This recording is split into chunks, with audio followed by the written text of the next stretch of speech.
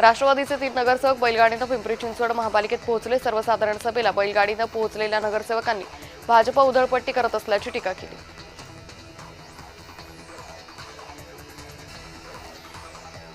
सोन्याच्या भावात प्रतितोळा 3,500 रुपयांची घसरण झाली आहे, तर चांदीच्या दरात प्रति किलो 20,000 रुपयांची घसरण झाली। मुंबई कोस्टल रोड प्रकल्पाच्या पुढील टप्प्याला गती मिळाली आहे। प्रकल्पासाठी महत्त्वाच्या परवानग्या मिळण्यात पालिकेला यश आलंय। हा प्रकल्प 2029 पर्यंत पूर्ण करण्याचं लक्ष्य आहे।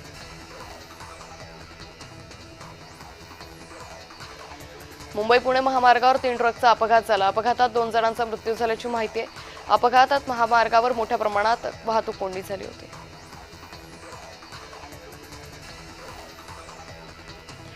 बोरिवलीच्या अनेक्स मॉलमध्ये आग लागल्याची घटना घडली। आगीमुळे परिसरात धुराचे लोट पसरले। अग्निशमन दलाकडून आग विझवण्यात आली।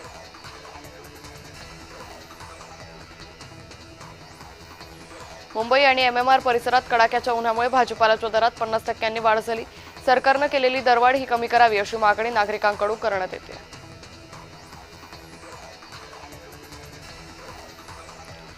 नाशिक परिक्षेत्राचे विशेष पोलीस महानिरीक्षक दत्ता कराळे यांची बदली झाली आहे। प्रवीण पडवळ यांची नाशिक परिक्षेत्राच्या विशेष पोलीस महानिरीक्षकपदी नियुक्ती करण्यात आली आहे।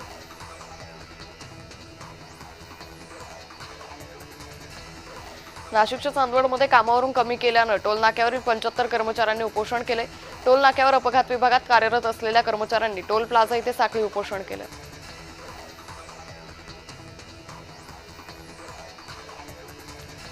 पनवेलमध्ये महाराष्ट्र नवनिर्माण सेनेकडून खारपाडा टोल विरोधात आंदोलनाचा प्रयत्न होता, मात्र आंदोलनासाठी निघालेल्या मनसे कार्यकर्त्यांना पळसपे फाटा इथं पोलिसांनी अडवलं।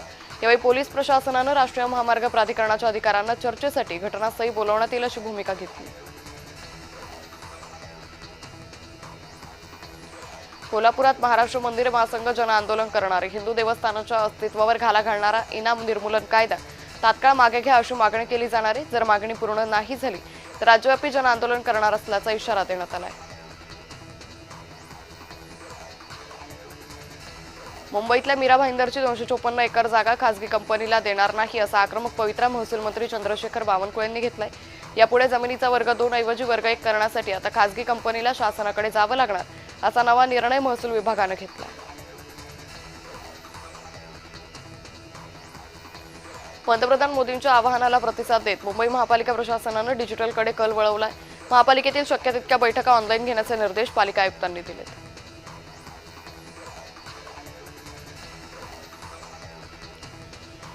आंबा काजू उत्पादक शेतकरी आणि पोलिसांमध्ये शिवालय इथं वाद झाला। पोलिसांनी मोर्चाला परवानगी न दिल्यानं शेतकरी आक्रमक झाले।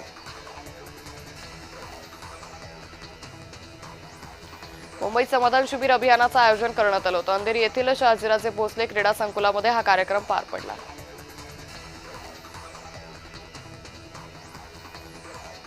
राज्य सरकारने विमानाच्या इंधनावरील व्हॅट कमी करण्याचा निर्णय घेतलाय। विमान इंधनावरील कर 18% 60% करण्यात आलाय। यामुळे विमान तिकिटाचे दर नियंत्रणात येण्याची शक्यता आहे।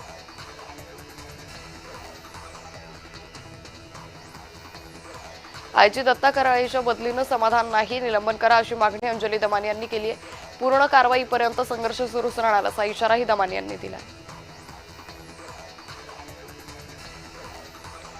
महापौर ऋतू तावडे आणि भाजप नेते किरीट सोमय्या यांनी कालिदास क्रीडा संकुलाची पाहणी केली। तत्कालीन महापौर किशोरी पेडणेकर यांच्या काळात इथे भ्रष्टाचार झाल्याचा आरोप आहे।